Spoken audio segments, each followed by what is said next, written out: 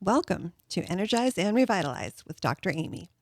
I'm Dr. Amy Coopersmith, a doctorate prepared nurse practitioner, and this show is about empowering you to live a radiant, healthy, and balanced life. I'm very excited to introduce my guest today, Carrie Meng, founder of Elevate Events. Carrie graduated from the University of Florida with a Bachelor of Science in Exercise and Sports Sciences, a minor in nutrition, and a Master of Science in Sports Management. Carrie founded Elevate Events in 2012 and has held various race director positions for larger organizations like Ragnar and Color Run. She is currently the assistant race director for Western States, a 100-mile endurance event, and she is currently training to run that race herself. Welcome, and thanks for joining me today. Thanks, Dr. Amy. Thank you for having me. So, what inspired you to start an events company? Well, when I worked, my first job in Flagler County was at Fitness That's One. right. And we decided to put on a 5K event, partially on the property at Fitness One. And it was a fundraiser for the Flagler Free Clinic. And I loved putting on that race and the organization part of it and bringing runners together. And I thought a job race directing would be super fun. And it is, but much harder than I probably realized at the time. And so I ended up getting a job, as you mentioned, with the Ragnar Relay as a race director. And once I realized I was kind of at a bit of a limitation of growth with the company, being in Florida, and the company's based in Utah, and I really didn't want to leave Florida. That's when I decided to start my own event company here in Flagler County. And you've put on so many fun events over the years, and that's actually how we met. Initially, was at Fitness One, Yep. and I ran that race. That's right. It was Hit the trail. super fun, and you actually coordinated a few events for ladies, and that's kind of how I got my friend group. Was people Super like-minded Striders. people? That's Yes, right. yes. So, what inspired you to become an endurance athlete? Oh gosh, I don't know if anything inspired me per se. I was always pretty active in middle school, high school. My dad ran in cross country in high school. When he was in high school, I actually ran under the same coach that he did. So it just kind of became a part of my life. In college, I ran less when I wasn't part of a team, when I left high school and no longer had a team. Until I saw like a flyer to run a marathon. And it just wasn't as popular back then, but decided I wanted to try to run a marathon. I knew nothing about training. I didn't even own a watch at the time. So I just kind of went for it, and it was super hard, but very rewarding. And I kind of just stuck with it. So when I moved to Flagler County after graduating college, I started a running group through Fitness One. And really, like, although there's lots of individual benefits to running, it's also about bringing the community together, and through events and through the clubs and our Super Striders group that we had, the ladies of promoting community wellness. So yeah, I don't know of initial inspiration when I was younger, but different things throughout the years have inspired me to continue running and other endurance sports such as triathlons and various fun things like Kinds that. of crazy fun stuff. Yes. So your company, you do formal events and informal to promote community wellness. So what role do you see your company playing in just enhancing the health of the community?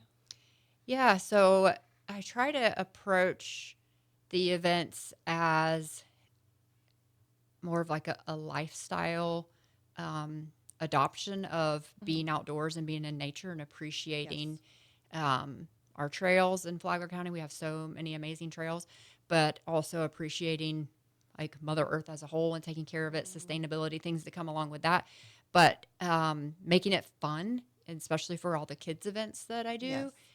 We want them to have fun, or they probably don't want to do it much more after that.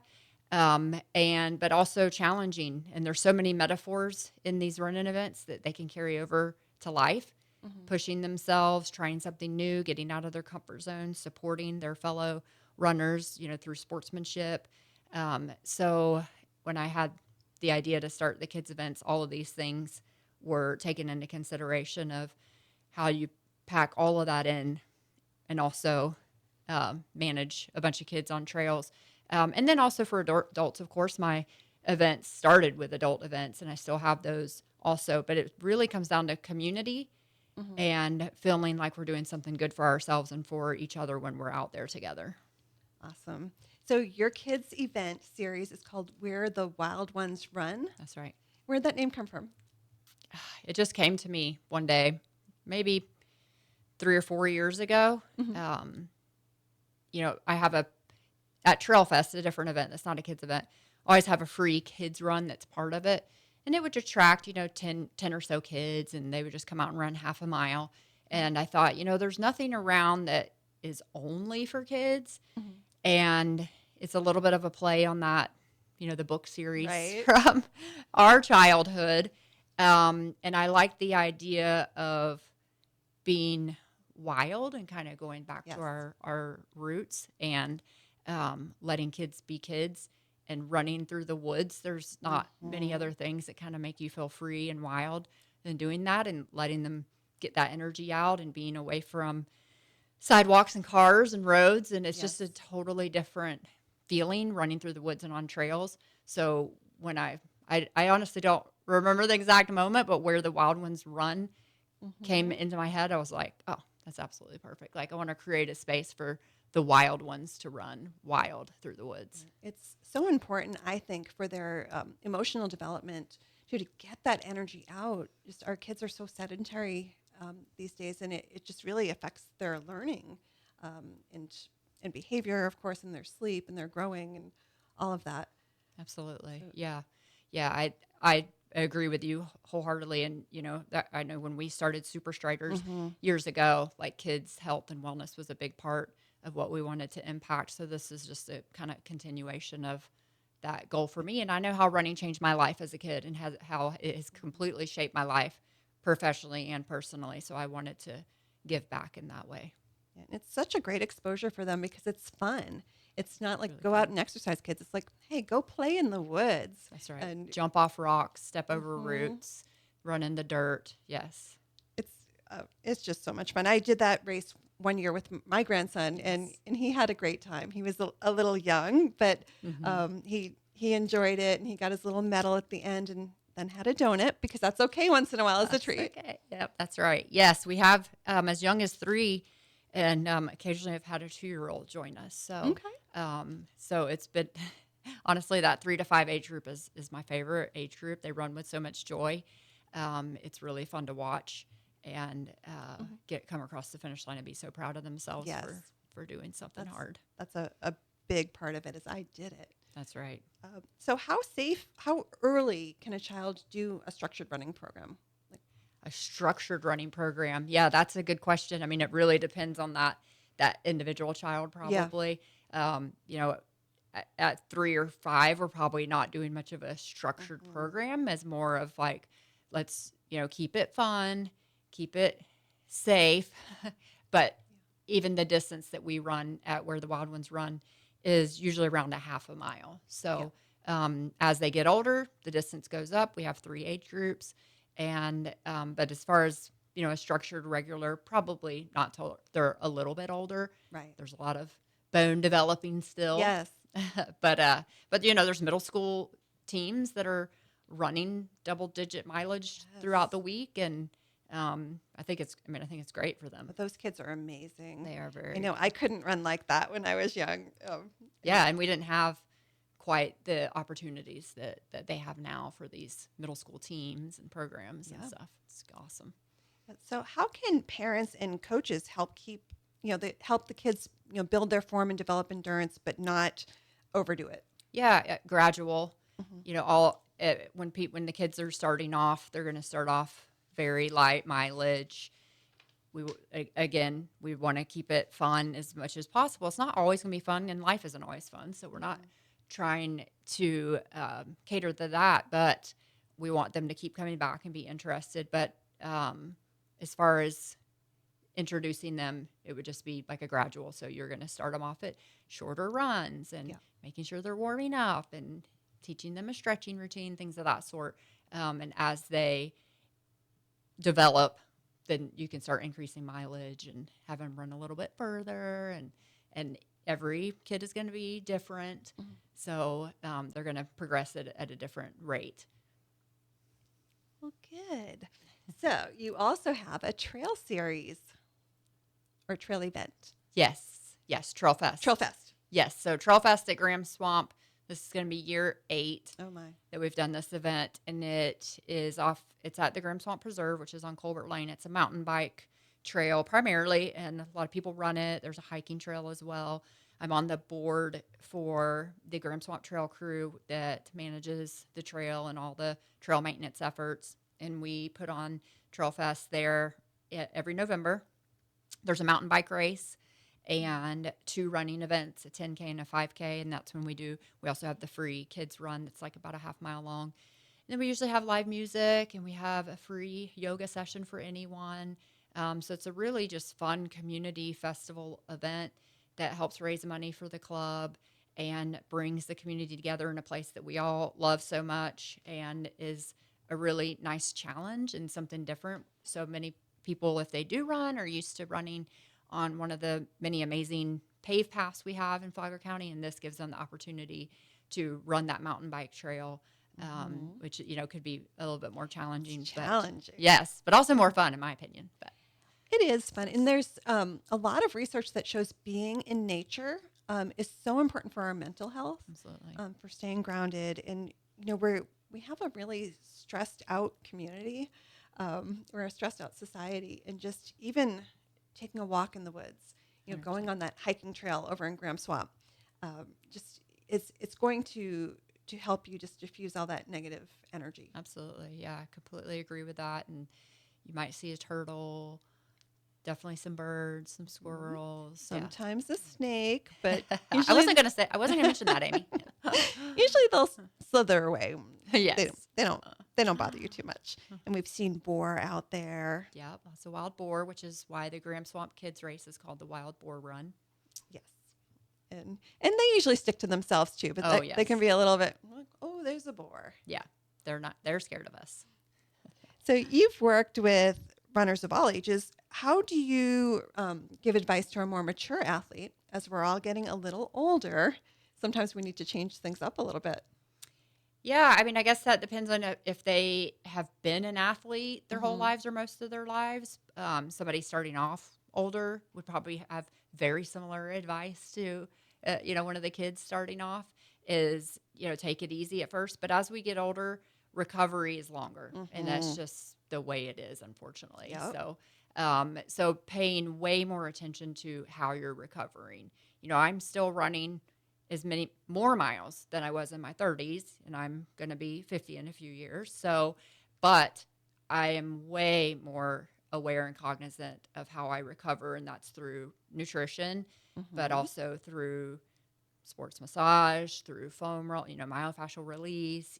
Sleeping is a huge one. So much of important. Our recovery happens during our sleep. So I'd say 100% for our mature athletes. I like the way you put that. So mature these days is recovery and making sure you're taking care of yourself so that you can continue to do those endurance sports that you love so much. You want to do. Yeah. All right. I'm going to have you hold that thought. We're going to pause for a moment for a commercial break from our sponsor. You're listening to Energize and Revitalize with Dr. Amy. Don't go anywhere. We'll be right back. Ready? Welcome back to Energize and Revitalize with Dr. Amy. I'm Dr. Amy Coopersmith, and my guest today is Carrie Ming from Elevate Events. Before the break, we were talking about the importance of recovery and injury prevention. So you mentioned myofascial release. What is that? It's a technique that you can either do on yourself with the proper tools like foam rolling or myofascial release balls, but also through a therapist, like a massage therapist, physical therapist. But basically the fascia and myo stands for muscle, but so the fascia that surrounds our muscle is releasing that in very rudimentary terms. But, we all get knots or tight or sore, especially from endurance events. So releasing that is helping your speed up recovery. So, for instance, if I have like my hip, something in my hip is tight, or my glute, or what have you, like I'll make sure I tell my massage therapist, and she's going to focus on that, and or I'll focus on that when I'm foam rolling, and and there's lots of great videos on YouTube, Yes. that you can watch to learn those techniques. But it's probably, in my opinion, like one of the number one helpful things in injury prevention when you're wanting, especially if you're pushing yourself athletically on different types of sports and Right. running, which is very hard on your body because it's an impact sport. But yeah, lots of great videos out there to teach that. Yep. And a foam roller is like $20 on Amazon or Target. Oh, super easy to get. Yep. And it hurts a little bit, but it feels good later. Yes, It's absolutely. one of those things you should get through. And absolutely, if something's hurting, it feels kind of counterintuitive. If something hurts to press on it.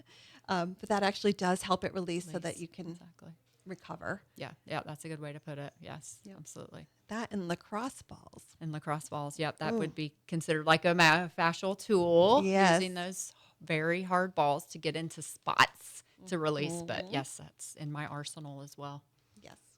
So you are training to run the 100-mile race at Western States. Yes, I am.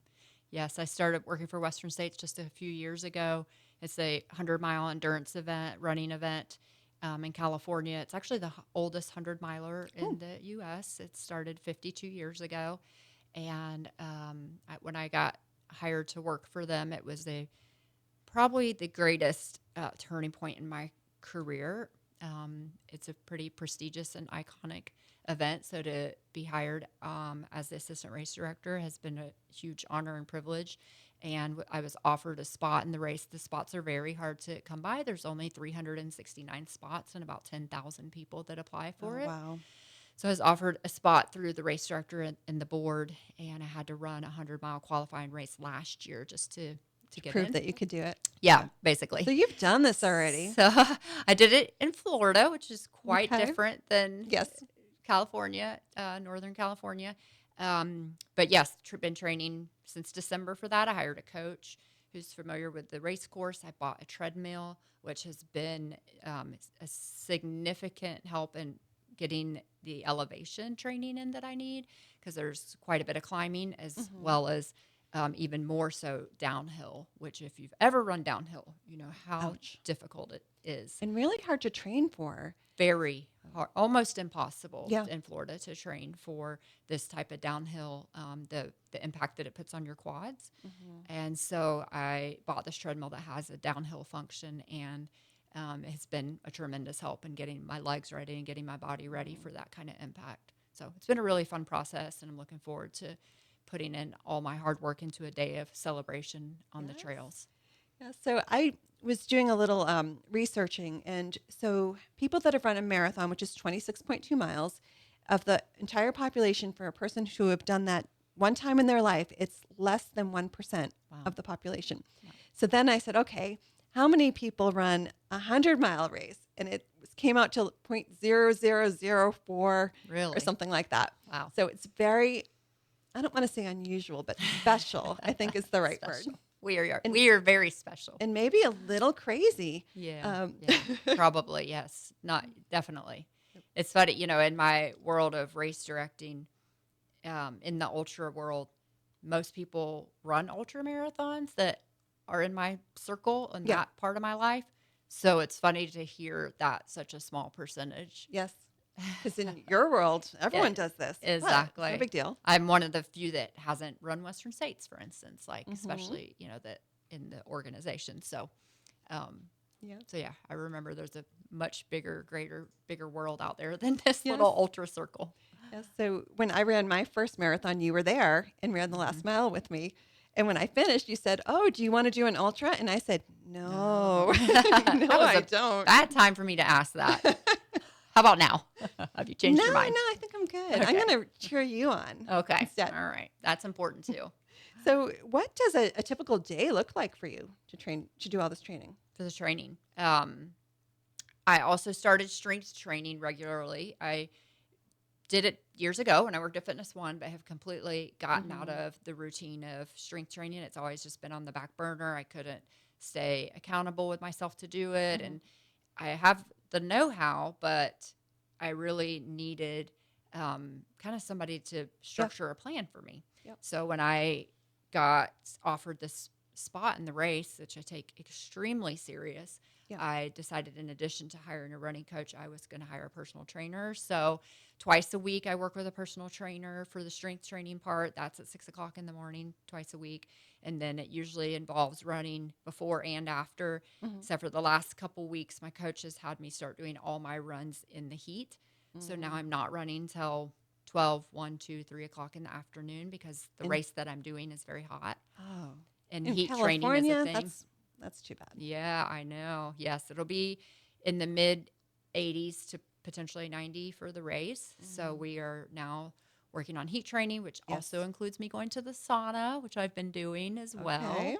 So we have the strength training, we have the running, we have the sauna, we have nutrition training. So that's training your gut to handle all the eating that you need to How do. do you eat while you're running? Yeah, it takes practice. And, the people will be like, oh, I just can't do it. Well, yes, you can, but you have to train that as well. So during all of my runs, basically that are been an hour or more, I eat. So a lot of it is the gels that you hear about and chews, but also incorporating a little bit of real food here and there too, peanut butter and jelly or different types of bars. There's so many options out there, and a lot of liquid calories. A lot of sodium. I had a sweat test done this year to make sure I'm taking in enough electrolytes. Very salty sweater. So, hyponatremia is a real concern for Life-threatening. Yeah, absolutely. And so I feel like I've done anything that I can control. I've tried to do for this training block. So, so a typical day, and then I usually am doing a cold plunge at some point that I have at my house. I converted a deep freezer to a cold plunge, so I'm doing that for anti-inflammation, and then I regularly see a massage therapist to stay injury. See, this is what happens when you get old and you still want to run far. Is you have to do all these lot things. of stuff. I know it feels like a part-time job sometimes. This seems like a getting this in. full-time job doing all this. Yes, it's a lot. It's been so fun though. I've really enjoyed it. Good. Yeah. So, how long does it take to run 100 miles? Well, it depends on if you're asking me or our elite runners. Our fastest runners will finish around 14 hours. I mean, it's just unbelievable. That's professional runners. Yeah. Western States and most 100 milers, like a main goal is to run it in one day, which means 24 hours. So that's a big goal. That's a long day. That's a long day. My first 100, I was able to get under 24, so 23:05-ish, I believe. And then the cutoff time is 30 hours. Okay. So most of the runners at Western States will be between the 24 and 30 hour mark. And 24 hours is going to be your little bit more advanced runners, if you will, which anything can happen to anybody. You can have a bad day, you can have a good day, but you have up until 30 hours to finish at Western States. And different 100 milers have different cutoff times, but that's for this race specifically. And do you sleep during that time? No. Do you run the whole time? There's a fair amount of hiking. There's a lot of steep climbs, so people will power hike those, run the downhills and the flats. The people that are winning are running nearly every step. I cannot imagine that. Yeah, that is so hardcore and intense. Yes, agreed. I'm going to try to run as much as I can, but there will be some hiking. Oh, yes. I think you have to. So this is like a big, bucket list thing. Absolutely. What's next? I don't know. I'm not thinking past June 28th, 29th. Ask me next month. I am laser focused on this yes. goal. Yes. So at my what next questions, I'm like, I'm not sure. I'm going to recover. I'm going to take some time off so my body heals completely, and then I'm not sure what's next, but something fun something and awesome. Adventurous for sure. Well, good. So if somebody wants to check in with you to see how it went, are you going to be putting it on social media, or what's your plan? Probably. Yes. I will for sure have updates on Instagram, Carry Me to the Mountains, or Facebook. And I'll probably post something on my Elevate event page after the event.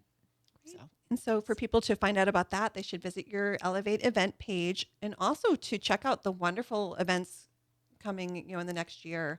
It's a great way for people to just start their fitness journey or continue it. absolutely. I Yeah. highly If you want to recommend do it. some fun local events, come see us and get the kiddos signed up for Yes. next year's series. We'll be opening that in a few months. Excellent. Thank you so much for being on this show. And I cannot wait to hear how you did in your race. Thanks, It's going to Dr. be Amy. Thank you awesome. for having me. Appreciate your support always. And thanks to our listeners for tuning in to Energize and Revitalize with Dr. Amy. If there are topics you would like to hear, please send an email to radiantpodcast2025@gmail.com. Check out past episodes on Amethyst Wellness YouTube, and please like and subscribe. I'll be back next Saturday morning at 7:30 with more expert insights and practical strategies to help you live your healthiest, most energized life. Until then, stay healthy, and here's to your best life.